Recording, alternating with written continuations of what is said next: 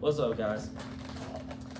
Forgive my whistling if it sounds bad. Whenever I edit this, I'm gonna probably look at this and probably be like, why did I do that? Anyway, let's talk about the NBA right quick. MVP.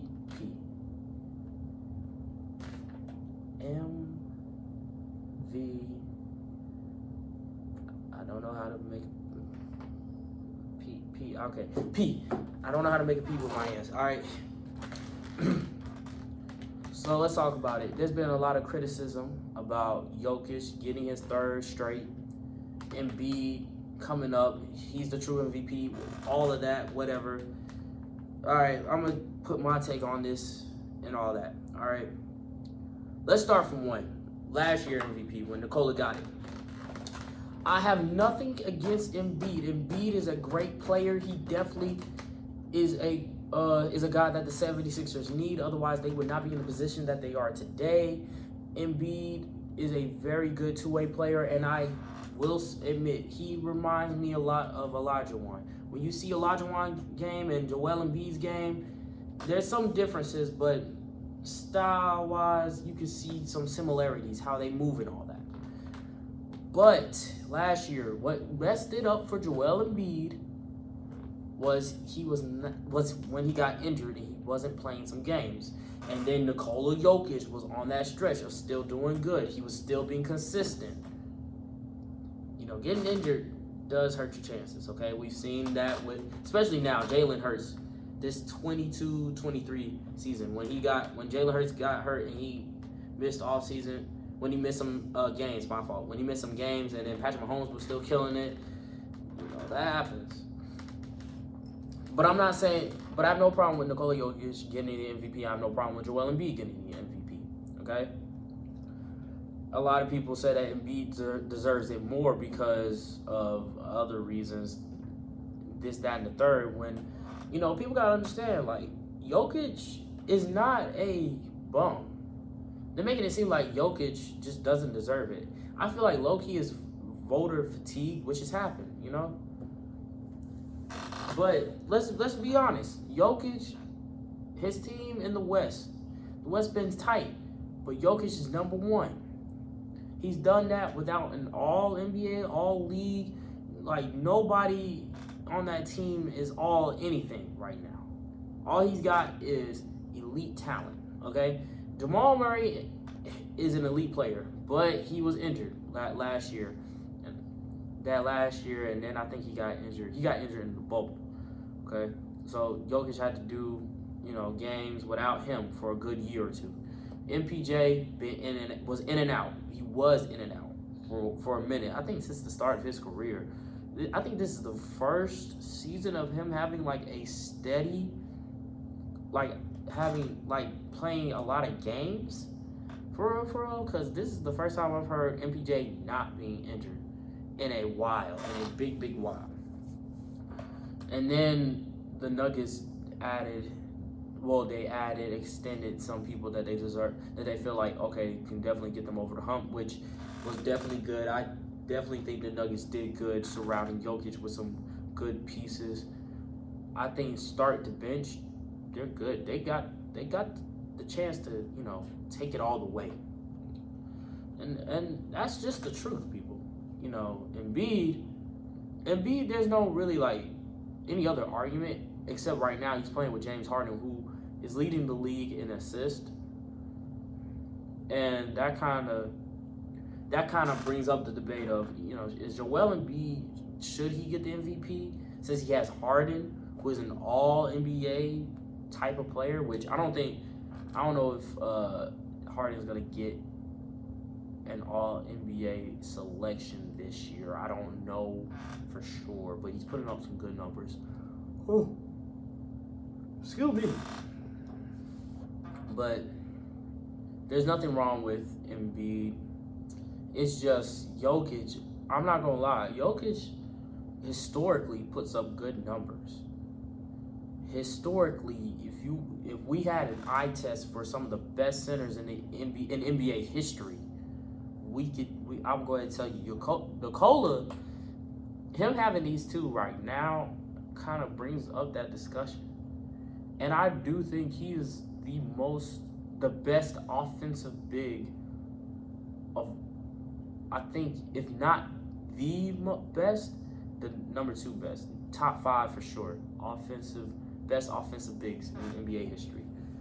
Jokic he's really good. And and the one thing I like about players like Jokic, I like Jokic because he doesn't do that much. He literally sticks to the fundamentals.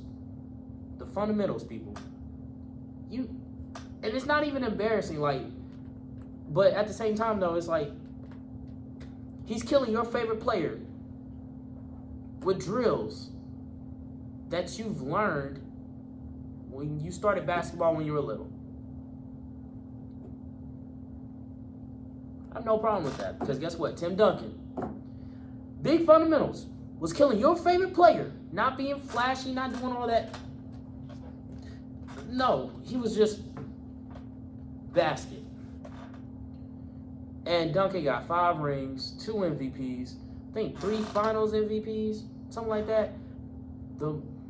He has the most all defensive selections in NBA history. Nobody has 15 all defensive first, not even first, all defensive team selections. Nobody has 15. Nobody has 15.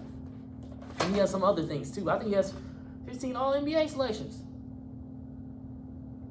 That's why I have no problem with Jokic, what he's doing now. A lot of people say he's slow.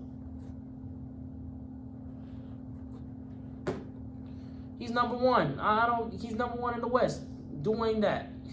He doesn't have to be the fastest player. He's still effective. And like I said, Jokic ain't no ball hog. He's dishing out. He's having a different triple-double season. He's averaging 10 assists. And that's just assists. Rebounding. Jokic is doing good in rebounding. He's averaging about 10 rebounds, maybe 12. That's why I mean, like, a lot of people say Nikola Jokic. And here's the thing: when Kendrick Perkins said something about, I think because he did kind of alluded about race. I'm gonna go ahead and tell you, in basketball, I don't care what race you are. If you can play, you can play. Nikola Jokic can play. All right. Now Embiid makes a good case because he's been tearing it up in his stretches of getting, being on top of the MVP Kia votes right now. But I feel like it's gonna come down to who's leading their team more. Because I feel like not Jokic. Okay, well, let me just say, Jokic, he's gonna be number 1. Now Embiid, he's got Giannis and the Boston Celtics that are over him, and I think maybe one more team. I can't remember the standings off the top of my head right now, but basically Embiid is not number 1. Jokic is, okay. And then you got to look at supporting cast. The reason why I think Giannis is excluded from the conversation of MVP is because now, without him, his team can prosper without Giannis. I'm not saying they can take it all the way. I'm not going to say that. But they can stay afloat if Giannis is injured, and we've seen that. Okay? Jrue Holiday, All-Star. Chris Middleton, he's a All-Star. He didn't get the All-Star. Didn't make All-Star this year, but in the past he's done it. Brook Lopez, just been killing it. Bobby Portis coming off the bench, killing it. Giannis, the Bucks, Milwaukee Bucks, Giannis' team, up and down, start to bench, they're good. And there's nothing wrong with Giannis, not being as impactful as he once was, because I feel like that's a good thing. From a team level perspective, if I can do good and I can still win games without my best player on the floor, I'm doing something right, okay? But this MVP race, I'm going to go ahead and tell you, MVPs don't really they're not how do I say it? When it comes to ranking a player from best to, going down the list, MVPs aren't really the one thing that I need them to have in the accolades chart. They're not the thing that I highly favor. There may be because I'm a favor winning. I'm a favor all NBA selections, all-star appearances, maybe not really, maybe my third. No. Third is probably okay. What did they do for their team? Like, what did they have and everything? Fourth is gonna be stacks. 5 is gonna be MVP. I think MVP is like my fifth thing. That's like, okay, you gotta have and all that. But the reason why I have MVP's fifth is because, all right, let's be honest. There's some players in the NBA that you could really say they deserved more than what they got. Oh shoot, there was just lightning. Okay, let's be honest, people. Jordan's number 1 in my list, but Bron's number 2. And let's be honest, Bron could really have more than what he has. Jordan could probably have more than what he has. Kobe, let's not even debate about it. Kobe definitely should have gotten more MVPs than just 1. Kobe only has 1. No, I don't think he needed more than 1. I feel like he should have at least got 2. Okay, or more than 2. Tim Duncan has 2. And I said, yeah, that's pretty good. You know, him having 2, I can agree with that.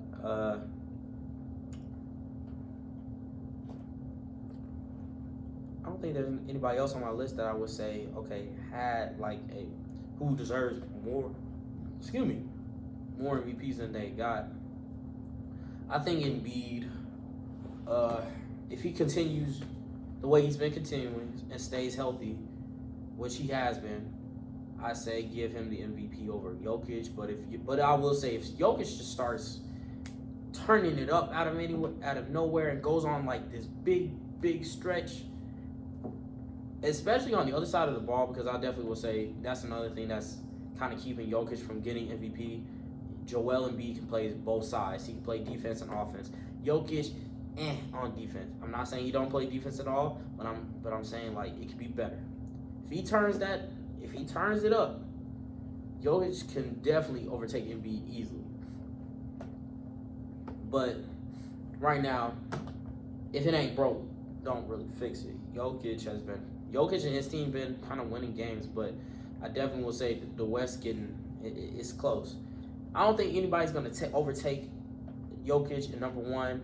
I don't think the 76ers are going to get number 1 in the East. But I will say, though, it's going to be close. I'm going to talk about, there's another piece of that's just another lightning strike. I'll talk about the NBA later, probably in my next video. But that's all I got. It doesn't matter to me who gets MVP as long as, it's done in the most respectful way. All right. Catch y'all later. Peace.